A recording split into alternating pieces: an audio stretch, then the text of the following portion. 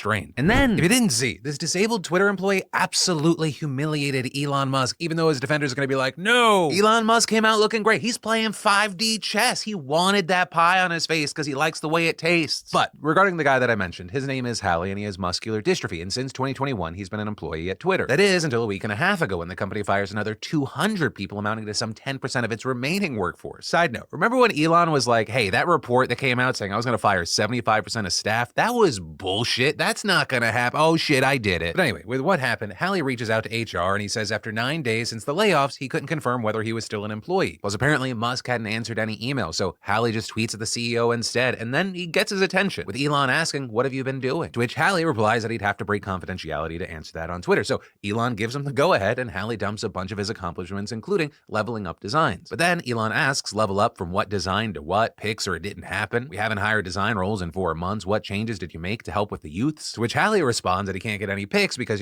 Twitter locked him out of his computer. And that appears to be where it ends until Elon comes back hours later with this, writing, the reality is that this guy, who is independently wealthy, did no actual work, claimed as his excuse that he had a disability that prevented him from typing, yet was simultaneously tweeting up a storm. Can't say I have a lot of respect for that. And then adding, but was he fired? No, you can't be fired if you weren't working in the first place. Now, to be clear here, if you look a little further, you find out Hallie wasn't just any regular hire. He founded a creative agency that Twitter acquired, and in fact, he was named 2022's Person of the Year by several Icelandic media outlets, with him also apparently leading an innovation team at Twitter that spearheaded the edit button. And while it's true, he can only type for an hour or two at a time before his hands cramped, he explained in an overly polite Twitter thread that it wasn't a problem because he was a senior director, right? So it was more managerial, also saying there's a difference between typing with one finger on a phone rather than actually coding. And as for the independently wealthy remark, Hallie fired back at Elon that he must be referring to the agency and saying, I independently made my money as opposed to, say, inherited an emerald mine. And adding, I joined at a time when the company was growing fast. You kind of did the opposite. The company had a fair amount of issues, but then again, most bigger companies do, or even small companies like Twitter today. And so after that, it appears that Elon shuts his mouth for the first time in his adult life, at least for a little while, and Hallie saying that all of a sudden Twitter's HR head finally confirmed that he was fired, with Hallie adding that now he's still waiting to see if the company pays him what he's owed in his contract. But I do wonder if Musk is going to fight him on this, because like I said, he kind of kept his mouth shut, but only for a little while. But I mean, as I'm recording this, he's tweeting out things like, many people on Twitter are defending him. This hurts my faith in humanity. And in response to someone who wrote, I don't think it's a good idea to shit on former employees in public, Musk wrote, he's the worst. Sorry. And also from a legal standpoint, I'm interested to see what happens, because he's openly talking about this guy's disability in relation to his employment and now firing. Especially because regarding that specific fight, at least for now, it is far from the only one that's being waged by disabled workers against Elon. Or you may have missed it, but there was a class action lawsuit that was filed against Twitter back in November on behalf of disabled workers who say that Elon's demand for hardcore, high-intensity long hours forced them to quit, and arguing the new work culture effectively foreclosed on any reasonable accommodations, resulting in disability discrimination. It's almost like, and guys, I feel crazy saying this,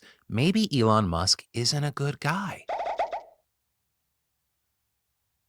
No, that can't be it. My apologies to Lord Musk. Moving on. And then, y'all know how I feel about the importance of cybersecurity and share how crucial it is to keep your stuff private. Well, Nord has extended their special birthday discount by a few days. So thanks to the fantastic sponsor of today's show, NordVPN, and more directly, nordvpn.com/Phil, you can get a huge discount on a 2-year plan plus an additional gift. With Nord's threat protection feature, you can neutralize cyber threats before they can do real harm to your device. It makes my browsing safer, smoother, and helps identify malware-ridden files, stopping me from landing on malicious websites, and blocks trackers and intrusive ads on the spot. And bonus, once you enable threat protection, it's constantly on the lookout even when not connected to a VPN. Not to mention, one account lets you connect and secure up to 6 devices in any combination so you can protect yourself and a loved one or two. So get protected right now and take advantage of their extended birthday deal. Go to nordvpn.com/Phil to get a huge discount on a 2-year plan plus an additional gift of anywhere from 4 additional months up to a year of free NordVPN service. It's nordvpn.com/Phil. It's all risk-free with Nord's 30-day money-back guarantee. And then, if you've never been to a nursing home, you may not realize that immigration is actually very closely tied to it. And that's become a bigger topic of conversation recently because nursing homes are struggling incredibly right now, with around 6 in 10 now limiting new patients due to staffing issues. With those numbers coming from a 2022 American Healthcare Association survey, and that survey actually goes on to say that 87% of nursing homes have staffing shortages. And even more concerning, 98% of nursing homes are experiencing difficulty hiring staff. And well, according to the National Bureau of Economic Research, the solution to this problem is immigration, with the Bureau publishing a paper saying that increased immigration could help help solve the labor shortage in nursing homes. And this isn't just a wild claim, the numbers back it up. Immigrants reportedly make up 19% of nursing home workers. And with every 10% increase in female immigration, nursing assistant hours go up by 0.7%, and registered nursing hours go up by 1.1%. And with that same immigration increase, short-term hospitalizations of nursing home residents goes down by 0.6%. And this, as we know that the number of people coming into the U.S. to work in healthcare fields is increasing, with the State Department issuing 145% more EB-3 visas, or employment-based visas, for healthcare workers in the 2022 fiscal year than in 2019. But according to Skilled Nursing News in August of last year, the approval process for an RN can take between 7 to 9 months. Without substantial immigration reform, that's just not fast enough to actually help nursing homes. But also a thing to keep in mind is that displeasure about immigration has exploded since Biden took office in 2021, with a Gallup study published back in February saying that around 40% of American adults want to see immigration decrease. And this is a very recent increase. That number rose from 19%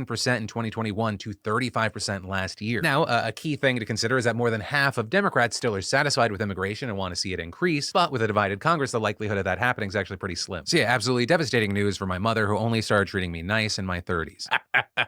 It's a joke, but it's not, Debbie. It's not. It is. It's not. It is. Don't worry, I'll get you a west-facing room. And then, this is so scary. If you didn't hear, there were 4 Americans that were kidnapped in Mexico, with the FBI saying that the incident took place on Friday in the northern border city of Matamoros. The 4 crossing the border from Brownsville, Texas, driving a white minivan with North Carolina license plates. And shortly after entering Mexico, the FBI said that unidentified gunmen fired upon the passengers in the vehicle, and saying all 4 Americans were placed in a vehicle and taken from the scene by armed men, with a video that appears to show the violent kidnapping taking place in broad daylight circulating widely on social media. Though note there, I'm not going to be playing it because it is quite graphic. But in the footage, we see one woman walking and then being forced into the back of a white pickup truck by multiple armed men wearing protective vests. The men then drag other people trailing what appears to be blood on the ground over to the car and loading them into the back, with photos obtained by CNN also seeming to show that the car believed to have been driven by the Americans had collided with another car before the occupants were taken at gunpoint. And the big update today is that just this morning, Mexican officials confirmed to the public that the 4 Americans have been located in a village about 15 miles away from Matamoros. But tragically, 2 of them were found dead, 1 is alive, and a 4th is wounded. Also of note here, the U.S. ambassador to Mexico said in a statement yesterday that an innocent Mexican citizen was also killed during the confrontation. And while officials have not yet officially released the names of any of the kidnapped Americans, family members have told the media that they are Latavia Tay McGee, Shaid Woodard,